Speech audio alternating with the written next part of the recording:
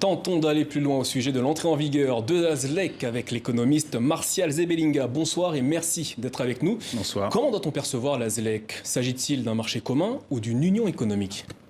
En tout cas, la terminologie de la ZLEC, c'est un accord de libre-échange.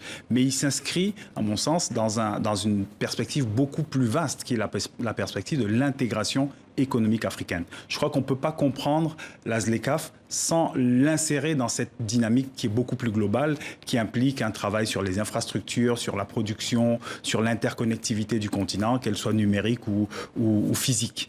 Donc il faudrait l'intégrer dans quelque chose de plus vaste. Il y a beaucoup de points au sujet de l'entrée en vigueur de cette ZLEC. Oui. Selon vous, quel est le dispositif le plus important? Le plus important, pourquoi exactement? Quand vous dites quel est pour le l'actualité et dispositif, surtout pour l'avenir de ce continent et des Africains. Alors je crois qu'il faut comprendre déjà dans quelle situation on est. Pourquoi est-ce qu'un dispositif type ZLECAf, c'est pas le plus parfait, mais pourquoi est-ce qu'il est indispensable? Parce que nous avons un demi-siècle aujourd'hui d'expérience qui est une expérience perdante pour les Africains. Qu'est-ce qui caractérise cette expérience? On le voit avec la crise du Covid-19, c'est que les pays africains dans leur ensemble sont très dépendants des marchés occidentaux et des marchés industrialisés pour aller vite. C'est l'ancien modèle colonial. On exporte des matières premières, on importe des biens manufacturés, on détruit notre économie locale et à l'arrivée, qu'est-ce qu'on a? On a une économie qui n'arrive pas à nourrir 1,2 milliard d'habitants. Bientôt, nous serons 2 milliards d'habitants. Et donc, il y a des véritables contraintes. Il faut donc sortir de ce paradigme colonial ancien et travailler vers un marché afro-africain, j'oserais dire, panafricain.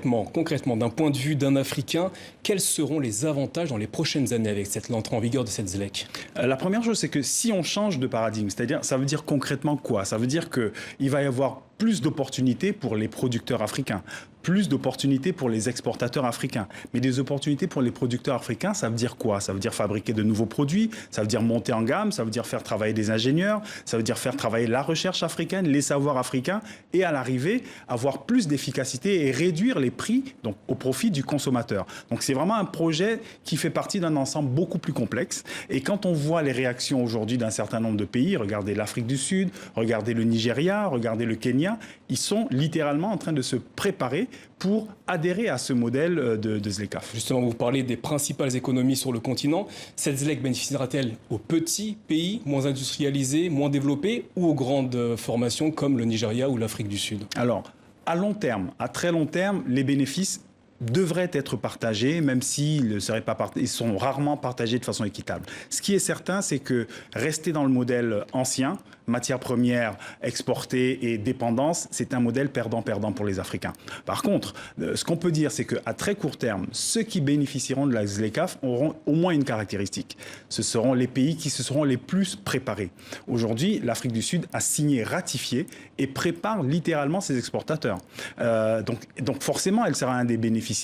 Le Nigeria a pris la route un peu plus tard, mais visiblement, il est conscient qu'il doit jouer un rôle de leader. Donc il va également se préparer, il sera bénéficiaire. Je crois que la première règle, c'est celle-là. Ceux qui seront les mieux préparés à rentrer dans l'échange bénéficieront. Ensuite, il faut comprendre qu'un petit pays ne perd pas nécessairement dans l'ouverture des échanges parce qu'il peut se spécialiser. On a 16 pays qui sont des pays enclavés.